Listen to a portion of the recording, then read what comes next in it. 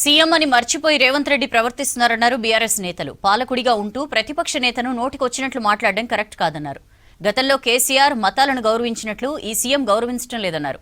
కేసీఆర్ అభివృద్ధి పనులు చేస్తే రేవంత్ రెడ్డి రియల్ ఎస్టేట్ చేస్తున్నారని విమర్శించారు గులాబీ నేతలు.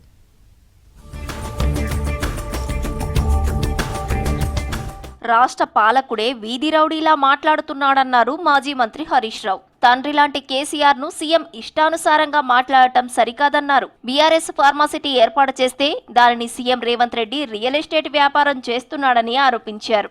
సిద్దిపేట జిల్లా నాసాన్పురలోని అర్బన్ రెసిడెన్షియల్ స్కూల్లో బ్లాంకెట్స్ పంపిణీ చేశారు హరీష్. విద్యార్థులతో మాట్లాడి వారి సమస్యలు తెలుసుకున్నారు. ఈ అనాథ పిల్లలకు కడుపు నుండి అన్నం పెట్టే చేతనైతలేదా నీకు?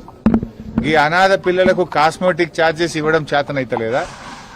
మాటలు పెద్ద పెద్దగా మాట్లాడతావు కదా, టైం వస్తుంది బిడ్డ. నువ్వేదో బిర్ర వీగుతున్నావు, అహంకారంతో కళ్ళు నెత్తికెక్కి మాట్లాడుతున్నావు. మళ్లీ గెలుస్తా, 2/3 గెలుస్తా అని పెద్ద శపథాలు చేస్తున్నా అని మాట్లాడుతున్నావు. కేసీఆర్ అన్ని మతాలను గౌరవించారన్నారు హరీష్ రావు. అందులో భాగంగానే క్రిస్మస్ కిట్టు, బతుకమ్మ చీరలు, రంజాన్ తోఫాను అందించారన్నారు. కానీ ఈ కాంగ్రెస్ ప్రభుత్వం అవేవి పట్టించుకోవడం లేదన్నారు. క్రిస్మస్ కిట్ కూడా అందించడం లేదన్నారు. క్రిస్మస్ సందర్భంగా సిద్దిపేట పట్టణంలోని సిఎస్ఐ చర్చిలో జరిగిన క్రిస్మస్ వేడుకల్లో పాల్గొన్నారు హరీష్ రావు.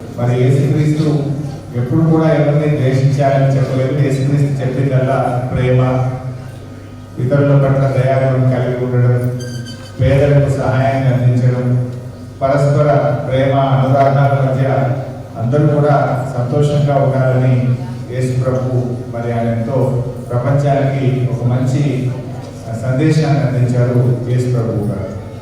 మరి మనం కూడా మన తెలంగాణ రాష్ట్రంలో, కొత్తగా ఏర్పడిన రాష్ట్రంలో తొలి ముఖ్యమంత్రి కేసీఆర్ గారు కూడా ఈ క్రిస్మస్ పండుగకు 2 రోజుల సెలవు దినాన్ని ప్రకటించింది కూడా మన కేసీఆర్ గారు. మానవాళికి యేసుక్రీస్తు మహోన్నతమైన సందేశం అందించారన్నారు జాగృతి అధ్యక్షురాలు ఎమ్మెల్సీ కవిత. హైదరాబాద్ చాపెల్ రోడ్డులోని సెంటినరీ మెథడిస్ట్ చర్చిలో జరిగిన క్రిస్మస్ వేడుకల్లో పాల్గొన్నారు కవిత. ప్రత్యేక ప్రార్థనలు చేశారు. ప్రతి ఏడాది తాను ఇక్కడకు వచ్చి ప్రార్థనలు చేస్తానన్నారు కవిత. కరుణ, ప్రేమ, క్షమ, సహనం, త్యాగం ఇవన్నీ యేసుక్రీస్తు మానవాళికి ఇచ్చిన సందేశమన్నారు.